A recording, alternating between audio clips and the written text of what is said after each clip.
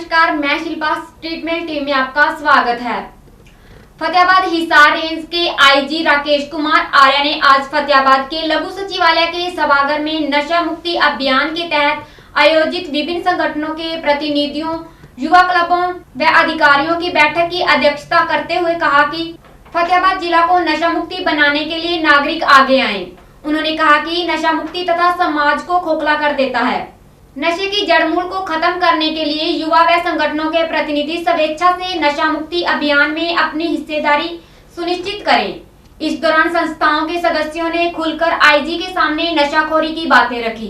Truck पे जाता था, वो कहता था कि नशा करने से ट्रक चलेगा, भुक्की खाने से ट्रक चलेगा।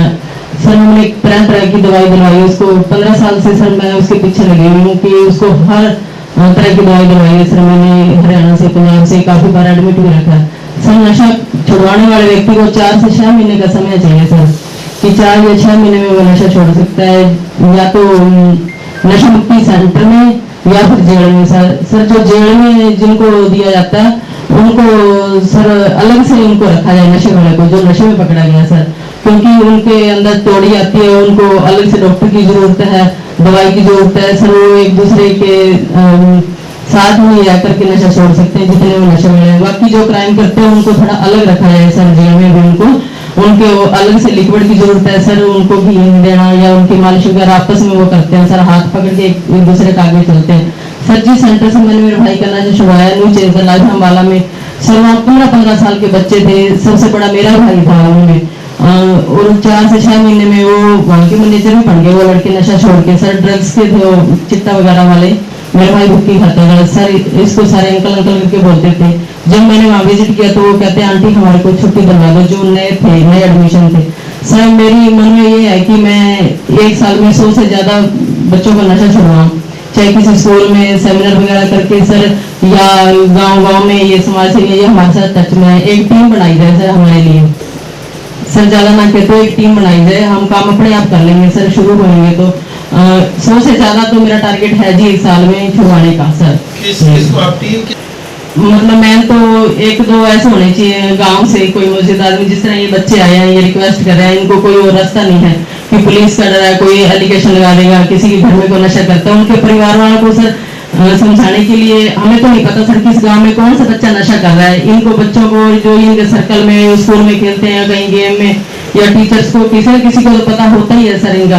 समाज सेवी विजय सहारण ने इस दौरान बताया कि नशा तस्करों की सूचना देने के बाद भी पुलिस कर्मचारी नशे के सौदागरों से हाथ मिलाते हैं और उनके खिलाफ कोई कार्रवाई नहीं करते। वहीं इस मीटिंग में टोहाना के एक होटल में नाइजीरियन औरतों के द्वारा नशा बेचने की बात भी सामने आई। इस मीटिंग में यह भी बात सामने आई कि जो लोग नशा तस्करों की शिकायत पुलिस को करते हैं उनके नाम सामने आ जाते हैं।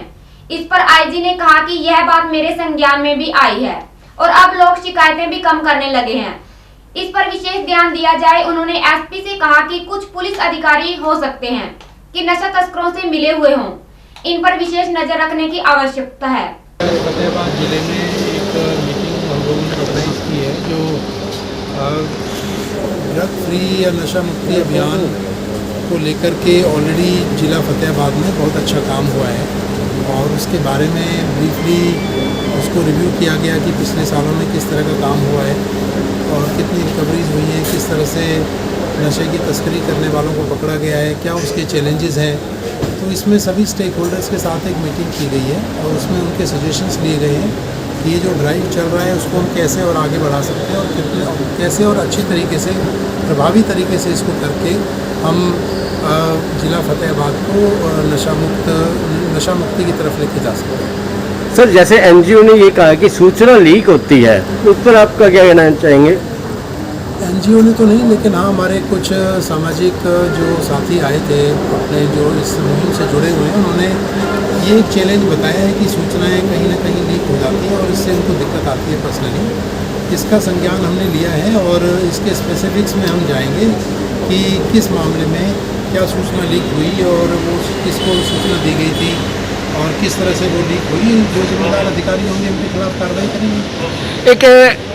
एक आवाज़ ये भी उठी थी कि जो आपकी मीटिंग चल रही थी कि जैसे नशा पकड़ा जाता है, पकड़ने के दौरान कुछ क्वालिटी अलग होती है, पर्चे के दौरान कुछ अलग क्वालिटी होती है, क्वांटिटी, यानी रिकवरी कुछ ज़्यादा होती है, दिखाते कम हो, क्या हम?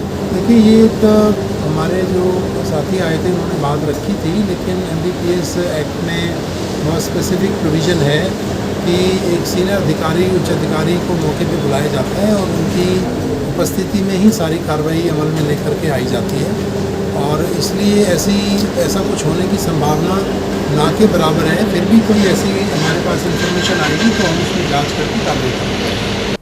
अब तक के लिए इतना ही। नई जानकारियों के साथ फिर हाजिर होंगे, तब तक के लिए नमस्कार। Better known as Chopra TV Corner, located in Sanjay Gandhi Chowk. LED TVs, air conditioners, coolers, every type of fans, gas stoves, water heaters, multimedia players, home theaters, music systems, refrigerators, microwave ovens, washing machines, etc.